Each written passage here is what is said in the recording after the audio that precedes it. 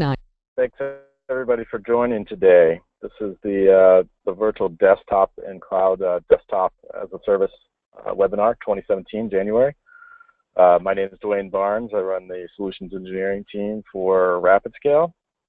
Just want to let everybody know kind of housekeeping here. The webinar is being recorded. We will send this out to everybody that joined after the call. And if for some reason you can't download it or need help, you can always feel free to email our wonderful marketing team here, and that will let them know you need access. It'll also be posted in the partner portal. So just another bit of housekeeping. Anybody that has questions in the GoToMeeting control panel, there's a questions section underneath the audio fields there. Feel free to type in any questions you'd like. They'll go to the moderators, and the team behind the scenes will be working hard to answer your questions. If for some reason your questions don't get answered, please know that we will try to follow up with anybody with unanswered questions via email shortly after the conference. So thanks again for joining. So just one quick stat slide here, and then we'll dive right into the technology. Just so everybody knows, you know, the VDI market or desktop, virtual desktop market is growing double digits. You know, the compound annual growth rate through 2021 is expected to be over 10%. Citrix recently did a survey roughly a year ago at this point now. About 49% of companies that they surveyed mentioned to them that they do have a plan to add some component of desktop as a service in the next 12 months to grow their companies. And of course, having virtual desktops, you know, the big, you know, aha moment, if you will, or the winning moment for it is the speed to market. So you can really get a new employee, for example, on board within minutes instead of, you know, hours or days. So the note here at the bottom that it brings up acceleration to deploy new applications by 71% is pretty conservative. It's probably more like 200 or 300%, but you know, 71% being an average.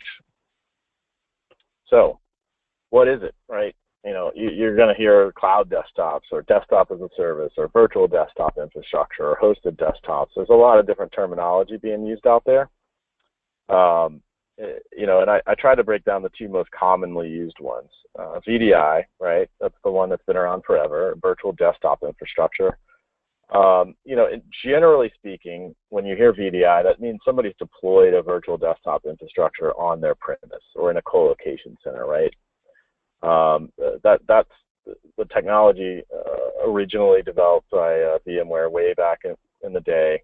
That's what they called it, was virtual desktop infrastructure. A lot of people also associate VDI with delivering an actual desktop operating system, such as Windows 7 or Windows 8 or Windows 10, as opposed to doing a session-hosted desktop, which is mostly what we're going to talk about today. And then you have what we call DaaS, or desktop as a service. Think of that as nothing more than a provider such as RapidScale or any one of our friendly competitors out there delivering a desktop over the internet or over a VPN or over a lease line connection as a service. So instead of buying all the hardware and software and you know, hiring the engineers to build this out, it's simply a per seat based product. So that kind of takes us to, well, what kind of desktops can I buy? You know, what are the different options out there? What's the different terminology? You know, you'll hear a lot of terms like persistent and non-persistent or dedicated desktops and session hosts, and it can be quite confusing even for people that are in this business every day without you know, really understanding what's going on behind the scenes. So I'm attempting to break this down into very human, understandable kind of 1-2 sentence descriptions here. So certainly there's hours of technical debate that could be done here, but I'm boiling this down for the purpose of the sales partners to really understand, you know, the difference. So dedicated desktops, right? That sounds awesome. That sounds like, okay, you're just basically giving me a machine that's all mine, and you know, I can do whatever I want to with it. Sure, that does sound great, but what we find is more than 90+% of our deployments don't require that. So dedicated desktops is one of the main reasons why VDI never really took off, 10 years ago. There's no cost savings whatsoever doing dedicated desktops. There's no overhead or management savings from an IT perspective. Really, the only benefit to doing dedicated virtual desktops is security, right? You can centrally manage those images and centrally kind of support them behind the scenes. But at the end of the day, most enterprises that have done price comparisons of dedicated virtual desktops compared to, $500, physical desktops, 4 or 5 months into the VDI project, they're spending more money than they were just buying the hardware for the end users. So, the service provider space has worked really hard over the last 6 or 7 years to come up with a way to economically deliver virtual desktops to customers. And really the main way that we've been able to do that is by developing them based on session hosts, where we can actually share that infrastructure behind the scenes with multiple users. And then we can really drive the cost down to where it's tough to make the argument that buying hardware is cheaper at that point. So just to recap, a dedicated desktop is a single virtual machine dedicated to a single person within a company, and not really an economical way of doing it. A session hosted desktop is essentially an individual session that a user generates on a server behind the scenes that, typically you'll get 15, 20 people on a single virtual machine at that point. And that's really where the cost savings occurs, as well as a bunch of other technology advantages to doing it that way as well. So we'll go into that a little bit more on the next slide here.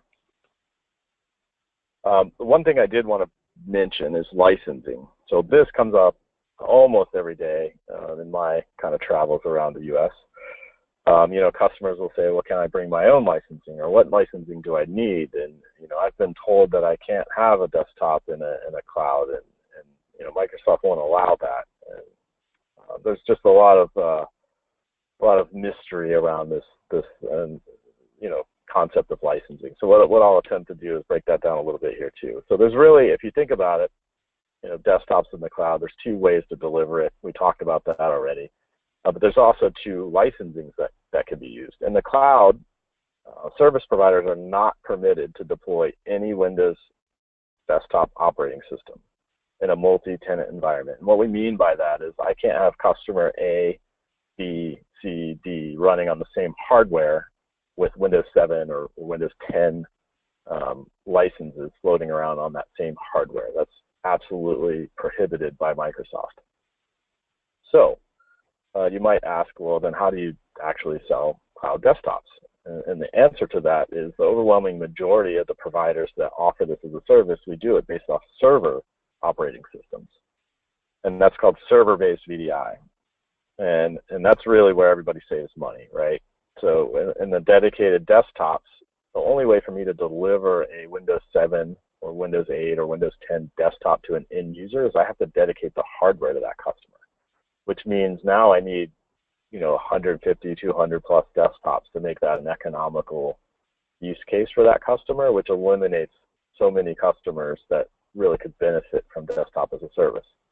So yes, we do have customers in that model. Yes, it is a viable model for certain size companies, certain size opportunities.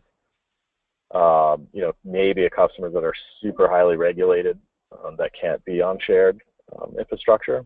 But we, again, find that well over 90% of the use cases, that's just not a valid way to deploy the service.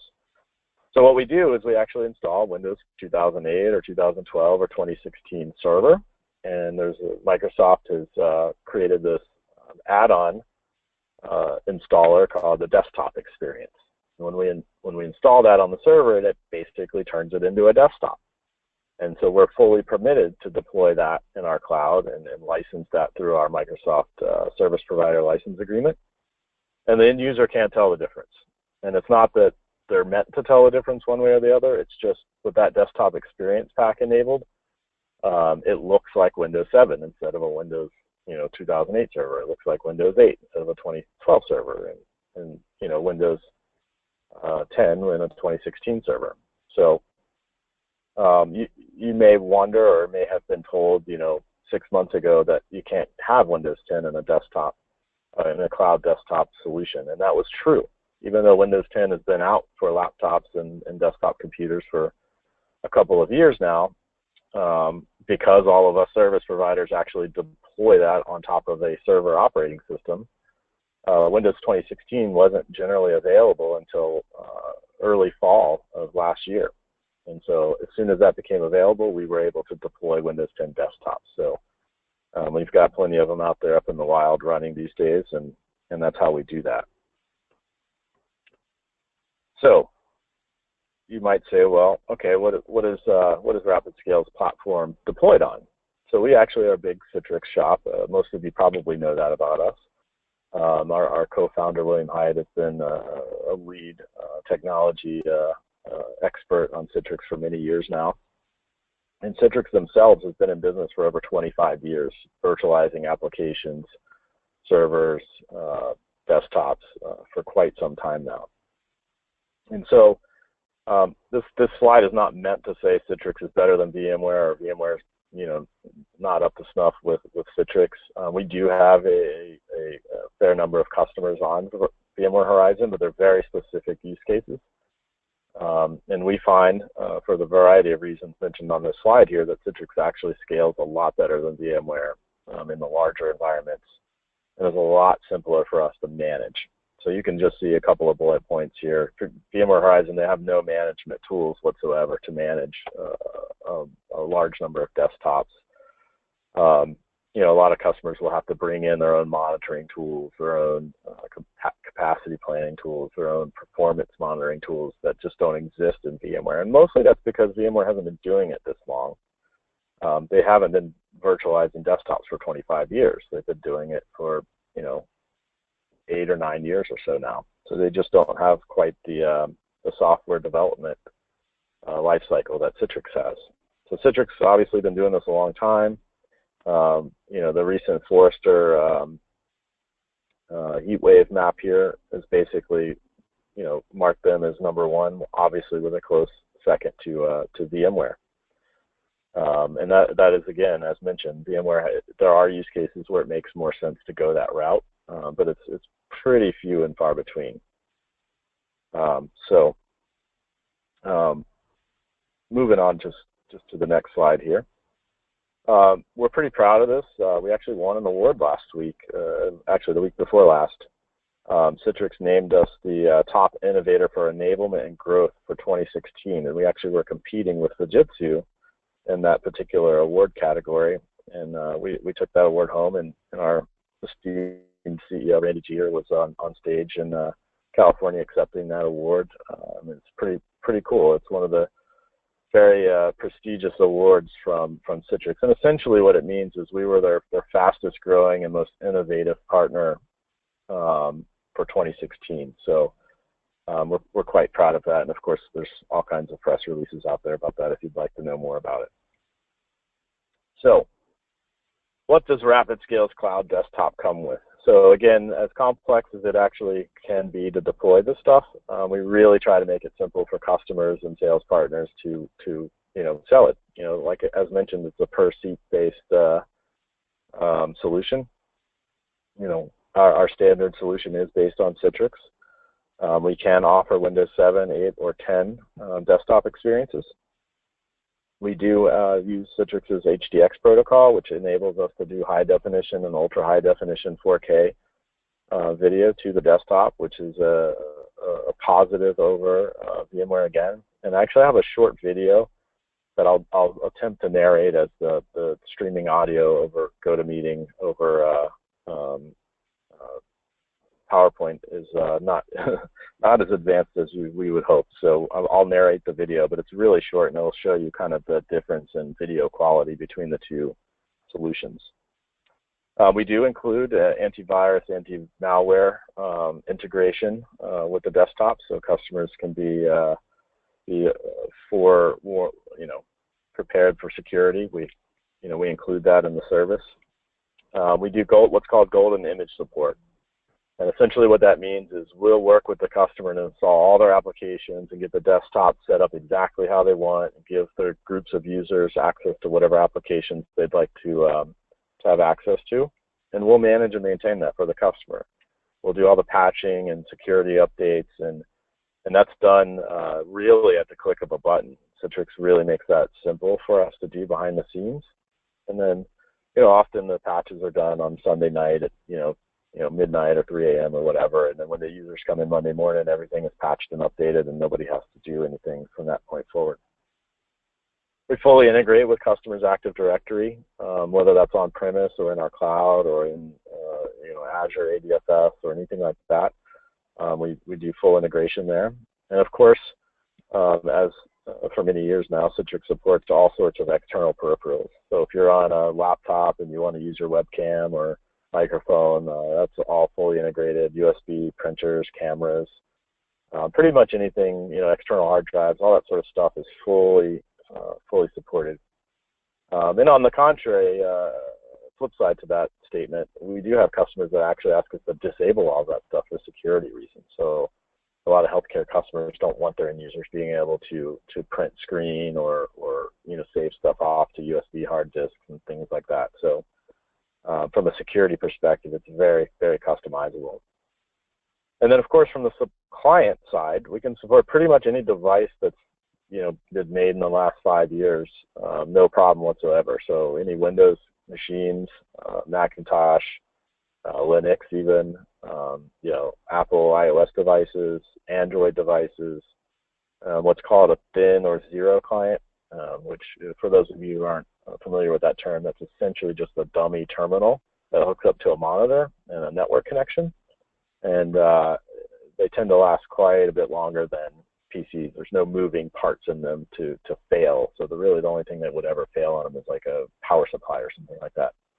But they take up very little space, and they basically mimics a computer over the wire. And of course, any modern web browser, right? Anything that supports HTML5, so Chrome, Firefox, Internet Edge, Safari, so on and so forth. So I'm going to bring up a short video here. And again, as mentioned, I will do my best to narrate this for everyone.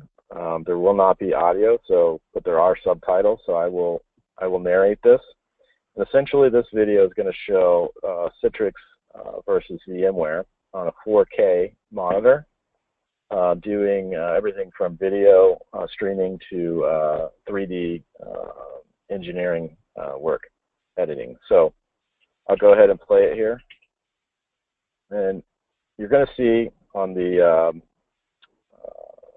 left-hand side of this video here in a second as it pulls up, they're going to demonstrate 4K video frames on a monitor. These are identical clients. So on the left, you can see a YouTube video playing essentially a fireplace screensaver, right? Try to keep it simple here. And on the right, you'll see the Citrix environment. So you can see the left side is really kind of jumpy and jerking a little bit, and the right is really smooth rendering. So, and this is not with any kind of virtual graphics acceleration or physical GPU acceleration at all. This is just software between VMware and Citrix. So they kind of move on, and the bottom is actually a CAD drawing, and you can see them trying to drag that 3D graphic around, and it's very delayed and skipping around and kind of jerking again. And then on the right is the Citrix environment, and you can see how smooth that video CAD file is moving around. So you can see the left again being VMware, and then the right being a Citrix. And again, there's no special hardware here trying to power that behind the scenes. This is all done in software. And then moving from there, essentially we're going to talk about a little bit about the performance, CPU and memory consumption that those are kind of consuming to actually deliver that smooth image rendering versus the kind of the not so smooth one. So I'll bring up the Windows Task Manager here and kind of show that. So you can see in the middle of the screen, it might be small depending on what size monitor you're viewing this on, but you'll see the resource utilization between CPU, memory, and bandwidth. So a lot of customers will ask, how much CPU, memory, and bandwidth is required to run a virtual desktop. So you can see the network bandwidth here is about the same, roughly. There's somewhere, around 1% utilization on a gig wired line connection to these desktops. But you can see this, to maintain the high quality video performance, Citrix does use a little bit more CPU, right? So we're using them roughly 60% versus 30% or so, 25-30% on the client side. This is not on the server side. But then when you take a look at the memory, Citrix is actually using half as much memory as VMware is in the same exact identical environment. So we're using the same client. You can see they've highlighted the Citrix using 100 meg or so of memory, where VMware is using roughly 400 meg, so about 4 times as much memory to do less quality video graphics, which is kind of earth-shattering, right? They're using 4 times as much, but can't even display as nice of an image. So under identical conditions, you can see there that Citrix far outperforms the VMware environment here. So that's that video. I believe we kind of have time now to jump into a quick demo. So what I'm going to do here is I actually have a nice demo environment set up inside the RapidScale's Dallas facility. And just for those of you who don't have the background on us, we do have 3 North American data centers, one in California, one in Dallas, Texas, one in Northern Virginia. And then we also have data centers in Amsterdam for our European presence and Hong Kong for our Asian presence. So what you're looking at today is actually our Dallas facility. So I'm going to log into the Netscaler Gateway, which is basically the front end of all of our desktop environments. And you can see here I kind of have a favorite section, right? I can click on anything and add it to my favorites. In my desktops, I have a test desktop. I've got a Windows 7, 8, and 10 desktop that we can demonstrate. And I can also just publish individual applications, which is sort of a unique differentiator with a Citrix environment. Some customers don't want full-blown desktops. In my case, I'm a Mac user, so you can make fun of me or cheer me on here, but I can't operate Visio on my Mac, so I actually publish that as an application, and that's how I do my Visio diagrams when necessary. So I don't have to launch a full-blown desktop, but it looks like I'm operating Visio on my Macintosh. So if I go to the desktops here, I'll just click on the Windows 7 one, and I actually have this set to bring up using the Citrix receiver client. And you can see there, I am now in a full screen of Windows 7. As mentioned, it looks exactly like a typical Windows 7. I got the nice bubble down here with the Windows logo. I've got all my applications.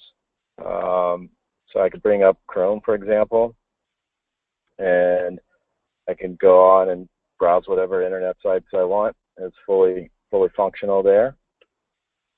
Let's say I want to bring up a Word document. Bring that up. It works just fine, just like it would on a normal computer. Blank document, type whatever I want to in there. And we actually we have this fully integrated with Active Directory on our side.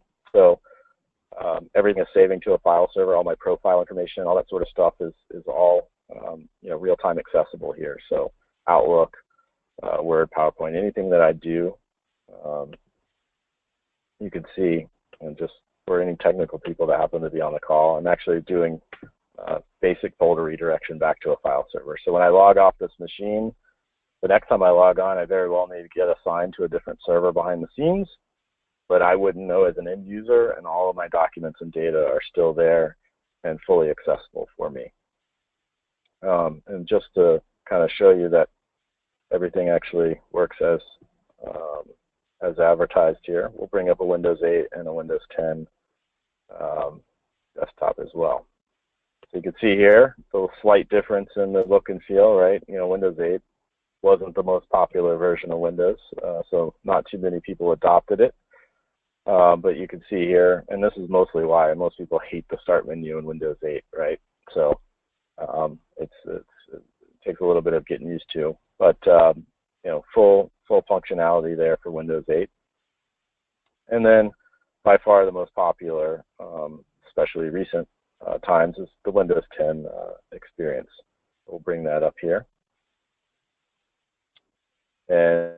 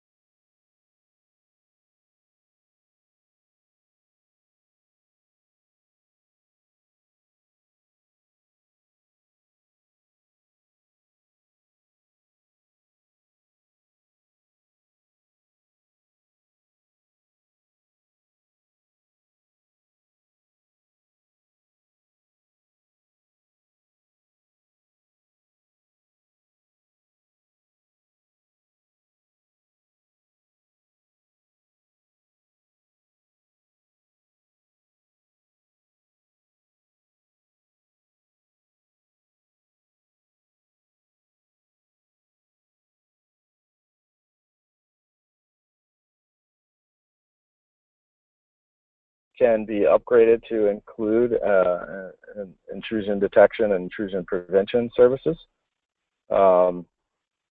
We actually can also we also include antivirus, anti-malware protection from a security perspective, and that generally is pretty sufficient. That covers PCI requirements and HIPAA requirements. The one thing I didn't mention is the disks that are used in our storage arrays to support this environment are all encrypted or self-encrypting disks at a hardware level. So we do have many healthcare and financial customers that have that as a requirement. So even our non-security conscious customers benefit from that. So good question. Okay, great. Here's another. Are there any performance improvements between Windows 7 and Windows 10? Yeah, absolutely. So, you know, as you would expect, the newer versions of operating systems have become much more, you know, user-friendly as well as higher performance.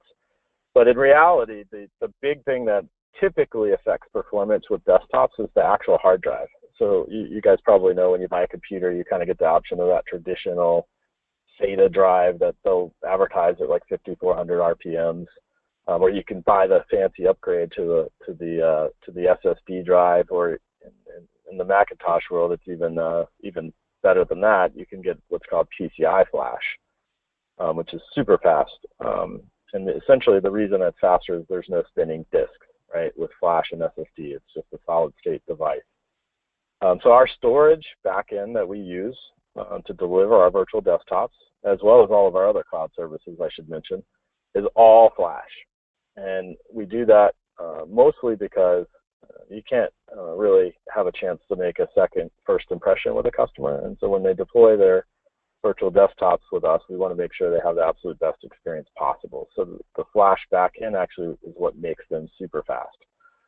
A lot of other providers also offer that, but they offer it as an upgrade. And so what will happen frequently is they'll get the customers on board, and then the customer complains about performance, and then they charge them more to upgrade them to solid state disks. So if you're out there quoting virtual desktops and you're working with multiple vendors, just keep an eye out on that, because personal opinion as an engineer, I would never deploy it on spinning hard drives. So good question. Okay, great. And if you have the internet access already, you can go ahead, or I have a couple more questions for you if you want to answer.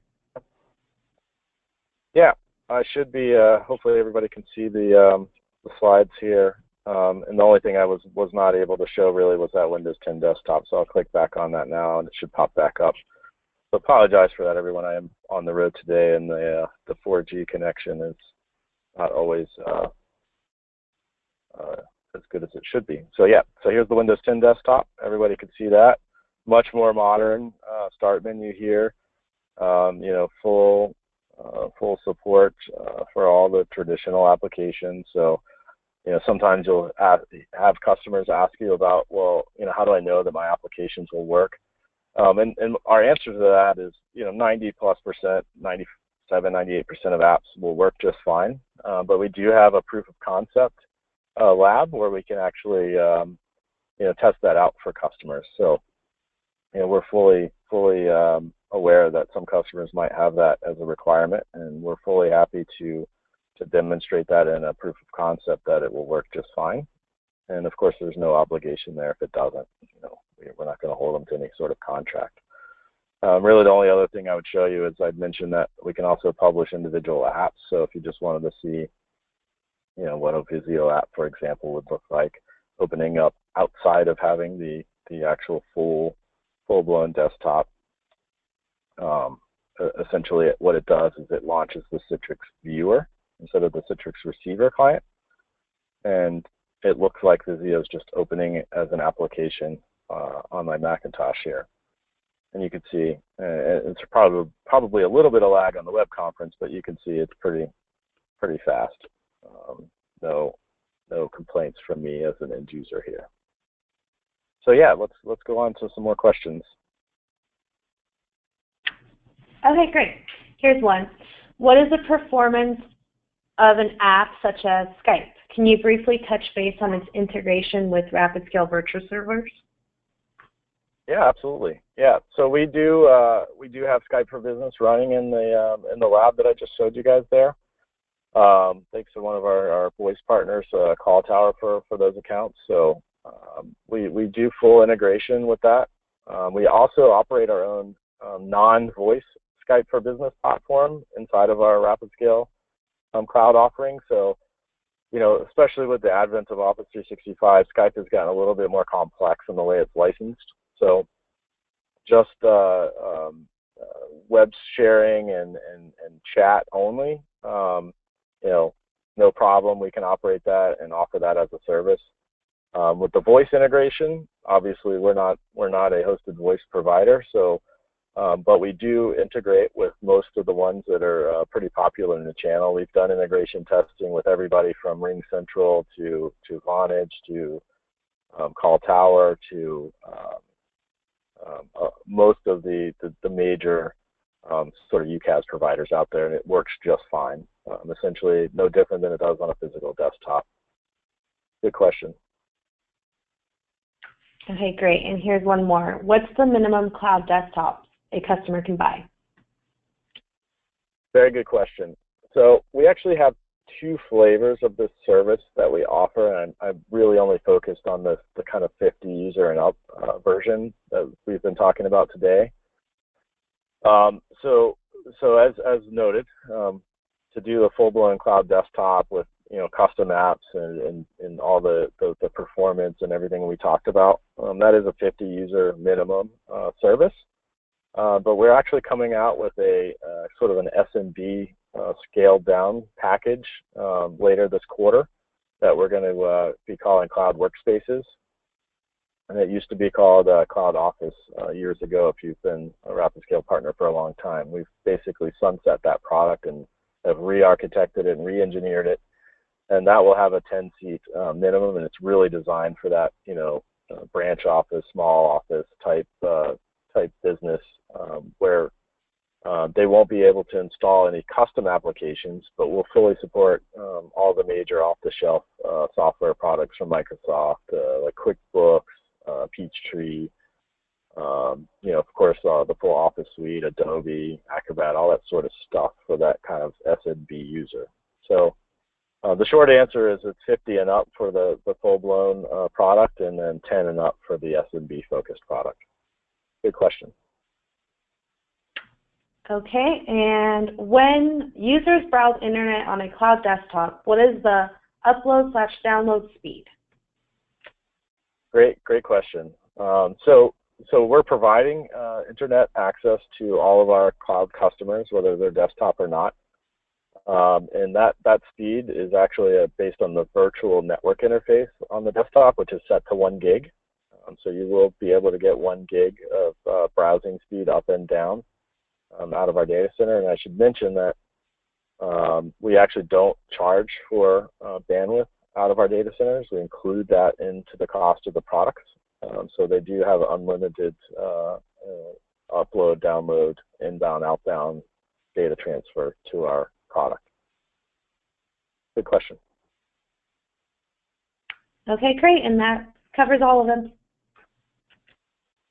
Very good, very good. So again, I just want to thank everybody for joining. Hopefully this cleared up some questions you may have had on desktop as a service and the different flavors of it and how we license it, how we deliver it, the technology behind the scenes.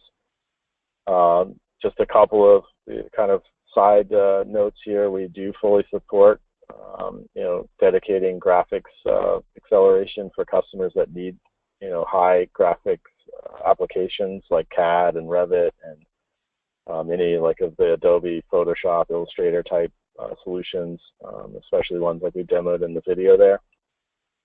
We also do full migrations, which I think is somewhat unique. We don't partner with any third-party company. We fly our own employees out to do the migration work.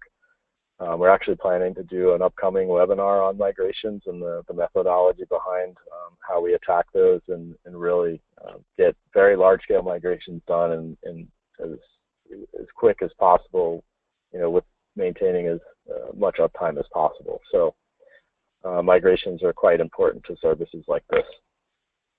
And of course, all of our other products and solutions fully integrate with the cloud desktop product. So thanks everybody for taking 45 minutes or so out of your day to join us on this fine January afternoon here on the East Coast and morning on the West Coast. And we will be back next month with Mark leading the next sales-focused webinar and the first Wednesday of the month. So thanks again. Marketing will be sending this out to everybody, and we look forward to seeing you again next time.